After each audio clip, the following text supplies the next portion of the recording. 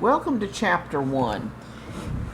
In this course, we're going to be doing some but not all the chapters. Your textbook does an excellent job on some things, but other things they don't. Part of the problem is that they are combining three different topics: developmental disabilities, which this course covers, learning disabilities, which is covered in CSP 384, and emotional disorders, which is covered in CSP 385.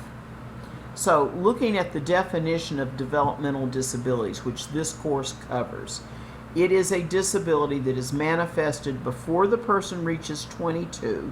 This is to eliminate the idea of brain damage. It constitutes a substantial disability to the affected individual and is attributable to mental retardation, I'm going to talk to you about that in a minute, or related conditions. So it can include cerebral palsy, epilepsy, autism, or other neurological conditions that, when combined, result in an impairment of general intellectual functioning or adaptive behavior that's similar to that of a person with mental retardation. And there's that word again. So let's talk about that word.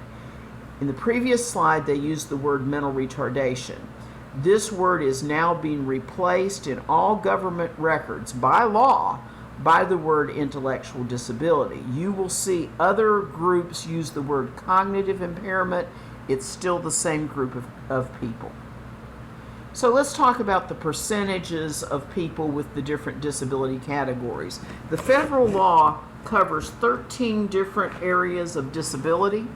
The largest group by far are kids with specific learning disabilities. About half of the kids on IEPs have specific learning disabilities.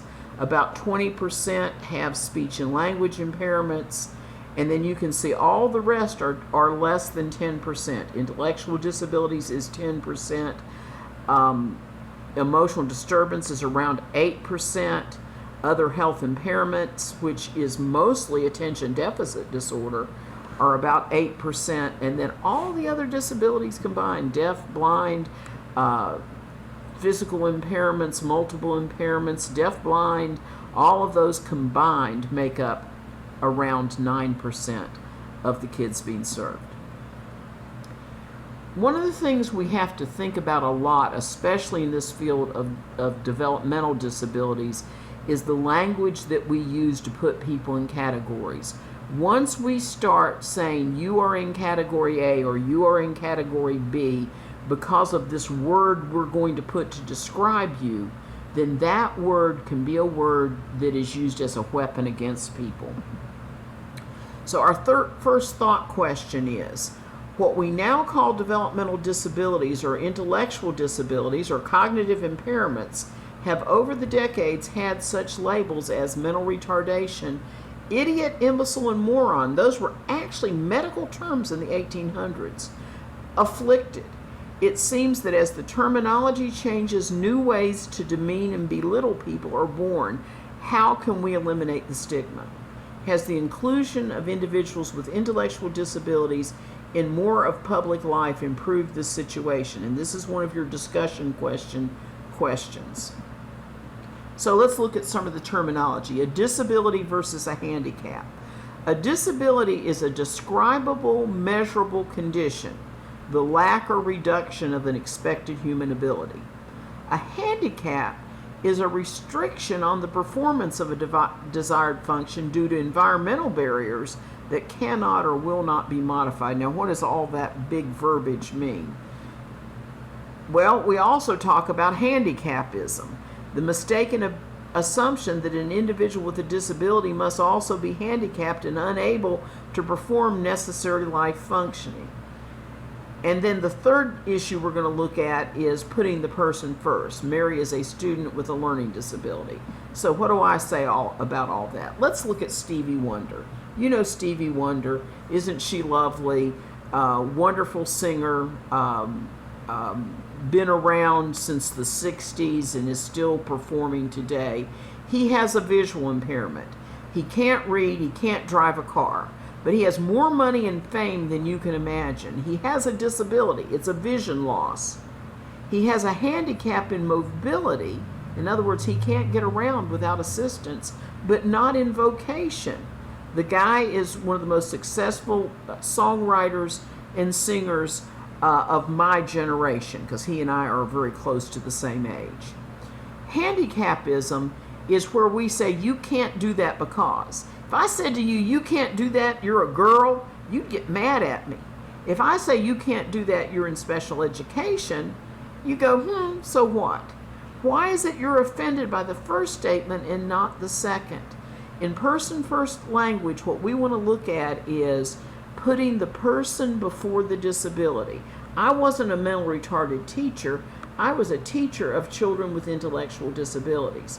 We also need to remember other language issues, like we don't want to use terms like afflicted by or suffering from, and keep in mind that people use wheelchairs. They're not confined to the wheelchair.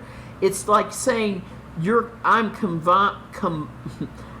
am confined to my Hyundai Accent. No, I'm not. I use it to get to work.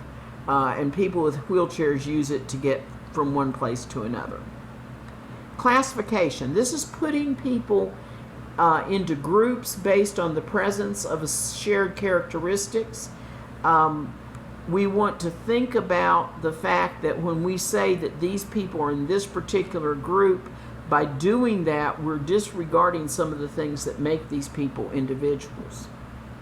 Diagnosis is the process of determining the nature and extent of an individual's condition. And so we want to make sure that when we get the diagnosis, we say this person has this condition, that when we go on to do planning, we take into account things that are beyond just the diagnosis. Principles of idea, you've had this in class after class after class, but here it is. It's a good list. Now, your book from here begins to talk about the other amendments to idea. So the original idea, going back to the previous slide, the original idea had these main principles. The original law that was passed in 1975 had these principles. The law was amended in '86. They extended the ages so that now it covered not just 5 to 18, but it covered 3 to 5. It also allowed services for birth to 2, and it required that if you were doing birth to 2 services that you had family plans, not just IEPs.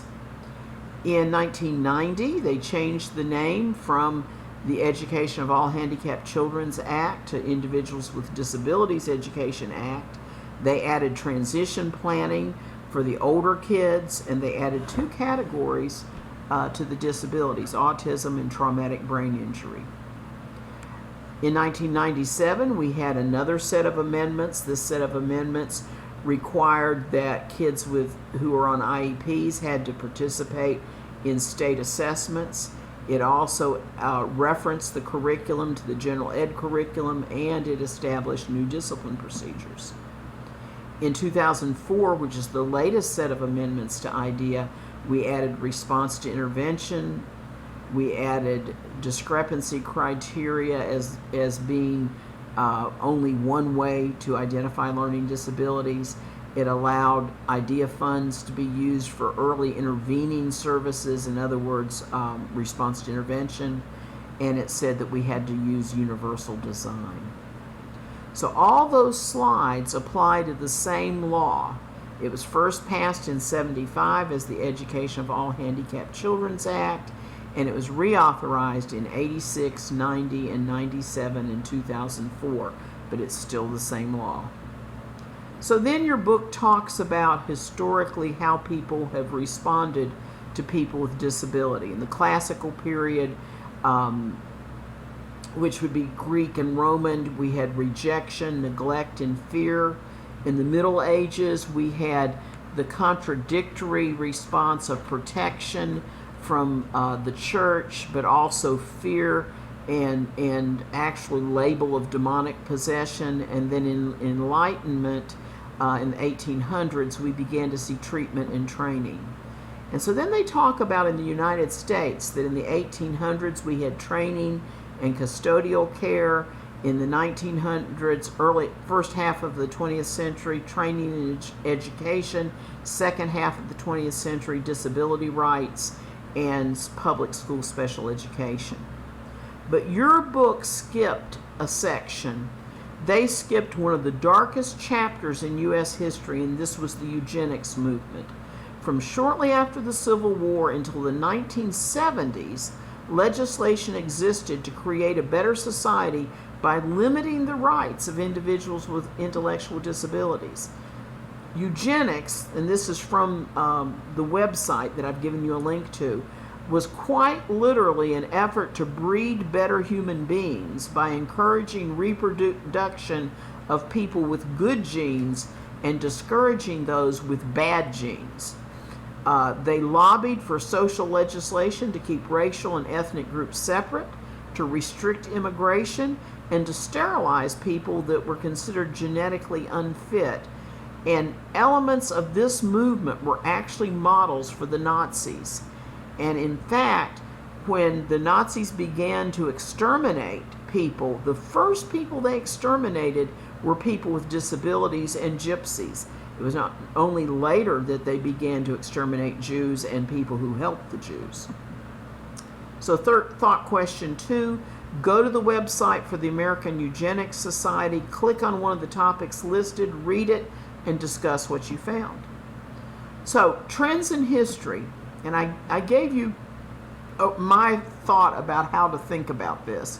When my Aunt Elzina had brain damage from a childhood disease in the 1920s, my grandparents were told to put her in an institution, distal services. But my grandparents kept her at home, proximal, but she didn't go to school. 50 years later, as a teacher in training, I visited the state school for children who were feeble-minded. That was the word they used then, which was separation. But by the time I was a teacher 4 years later, the institutions were being dramatically reduced in size and more children were in the public schools. Integration. When I took assessment classes in undergraduate, the emphasis was on differential diagnosis, selection and rejection. But now assessment classes, 40 years later, focus on curriculum referenced assessment, diagnosis, and program planning. When I taught kindergarten through 12th grade special ed, we had separate curriculum, separate textbooks, separate classrooms. Special ed was a place, 2 boxes, special ed and general ed. Special ed is now a set of services available in multiple settings, which means we're in 1 box.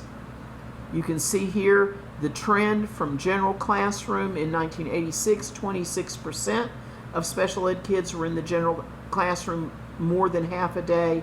Now 52% are.